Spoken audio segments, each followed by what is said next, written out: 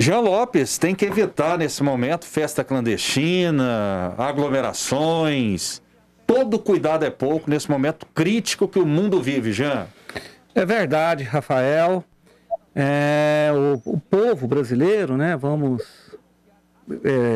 falar mais aqui do nosso povo, do povo goiano, goianiense, da grande capital, clamaram, e com razão, pela reabertura do comércio, pela oportunidade das pessoas buscarem seus sustentos e manterem seus empregos. E a grande maioria, eu tenho certeza que cumpre as regras, as determinações e os protocolos. Mas existe uma pequena minoria que é formada por pessoas irresponsáveis, pessoas que não estão realmente preocupadas com o momento grave que a humanidade passa, que fazem essas festas clandestinas, aglomeram, né, rompem com os protocolos, desrespeitam as determinações, as regras do combate à pandemia. E essa pequena minoria, e é pequena mesmo, é a quantidade ínfima de pessoas comparado com o montante da população que está fazendo sua parte. Essa minoria prejudica a todos, né? Inclusive prejudica tanto no sentido de realmente espalhar o vírus, quanto de alimentar narrativas de politiqueiros sujos, de politiqueiros que querem apenas desarticular os governos de estados, governo federal e tudo mais. Então eu sou muito crítico a essa gente que apenas alimenta o mal, seja o mal do vírus, seja o mal de politiqueiros desonestos, de politiqueiros que usam narrativas asquerosas, querendo usar a pandemia para fazer politicagem, Rafael. Martiniano Cavalcante, o cidadão precisa contribuir, concorda, Martiniano? Porque não adianta o governo federal fazer um esforço, o governo estadual, as prefeituras, se o cidadão não colaborar. O Brasil tem 212 milhões de habitantes, né, de pessoas. Não dá para colocar uma coleirinha em cada cidadão, né, por parte do Estado, e resolver o problema. Cada um tem sua responsabilidade. Todos deveriam ter, pelo menos é o que se supõe, né? Uma sociedade, numa vida comunitária. Entretanto, para que as pessoas cumpram essas melhores formas de comportamento, de isolamento social, se preocupem de fato com a gravidade da pandemia, elas precisam ser informadas, ser mobilizadas e, em último caso, serem reprimidas, como está ocorrendo aí, nós estamos assistindo com essas festas clandestinas e etc. Mas é preciso compreender o quadro.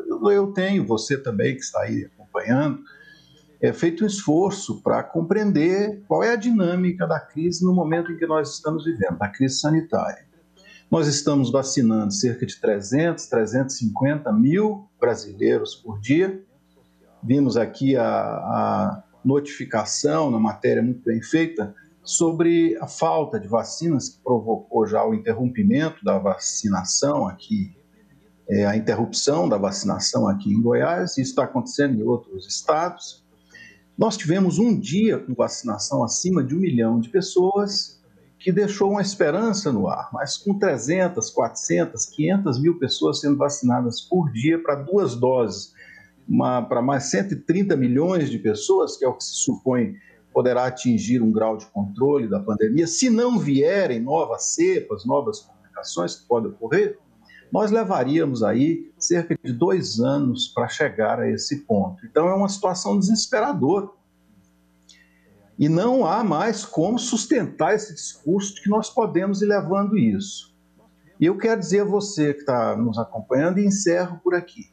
Para mim, há uma conduta majoritária entre os governantes de fazerem ouvidos moucos, né? Se passarem por cegos em relação à dinâmica genocida, à dinâmica da morte. Uns abertamente negando o lockdown, negando medidas sanitárias que são imprescindíveis, e outros condicionando a sua atuação basicamente às vagas de UTI. Quer dizer, enquanto tiver vaga de UTI, deixa as pessoas morrerem. Há a estimativa de que nós seremos, dentro de 30, 40 dias, o país com o maior número absoluto de mortes no mundo. Então é preciso parar e refletir. É preciso abrir novamente esse debate, é preciso vencer resistências e é preciso tomar uma posição firme, porque senão, além de um barco à deriva, nós seremos um barco caindo numa catarata, um desastre completo. Então nós precisamos tentar evitar isso. 1 mês, 2 meses, salvar 100, 200 mil vidas é muito importante. Eu penso assim e penso que uma parte dos governantes também, mas não é o conjunto, a começar pelo governo federal e muitos governos estaduais trabalham, às vezes, apenas para jogar para a plateia e outros alinham-se na linha do negacionismo, contra lockdowns, contra as medidas cientificamente preconizadas em situações dramáticas como a que nós vivemos. Rafael, eu vejo que, como eu falei na fala anterior, que existem muitos oportunistas, muitas pessoas que usam a dificuldade que é o combate a um vírus que veio da China, um vírus que a gente ainda está aprendendo a lidar com ele. E quando eu digo a gente, não estou me referindo ao brasileiro, não. Estou me referindo a todos os países do planeta, com exceção da China, que é o único que tem, segundo informações oriundas daquela nação, que está controlado.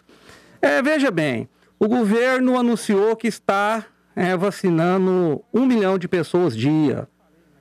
Ele anunciou na sexta-feira, o número que eu vou passar aqui é de sexta-feira, ou seja, já se passaram 4 dias, mas ele anunciou de forma oficial, veio através da Secretaria de Comunicação do Governo Federal, que na ocasião de sexta-feira foram distribuídas 43 milhões de doses de vacina anti-Covid e que os municípios, o governo estadual recebe as vacinas e distribui aos municípios.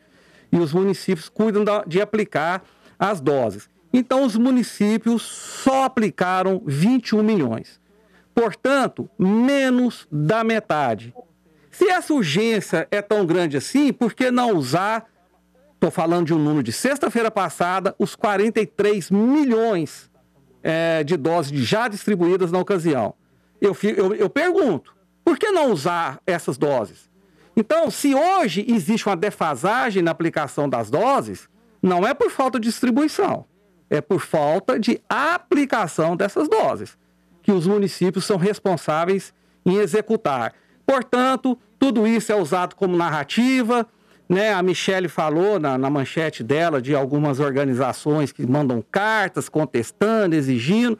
Tudo são retóricas políticas, tudo é narrativa política, porque no Brasil tem uma boa parte de uma gente no Brasil que não está preocupada em combater a Covid. Está preocupada em usar a Covid para fazer política e política rasteira, suja. A pior tipo de política que existe, que é usar mortes, doenças, pobreza, desemprego, quebradeira, falta de liberdade para poder ganhar voto e dividendos eleitorais em 2022. Rafael? A réplica do Martiniano Cavalcante, 1 minuto e meio, Martiniano. Bem, Rafael, primeiro o problema dos números. Esses números que o Jean aponta não são números reais.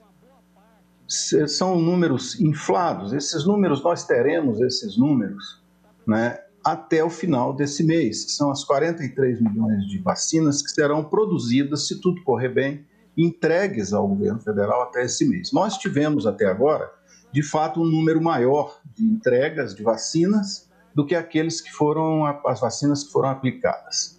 É verdade, mas há o problema da segunda dose que precisa estar garantido. E isso causa essa diferença. E algum problema em algum município, mas não é o caso geral. Quem faz politicagem é quem quer esconder a gravidade desse problema.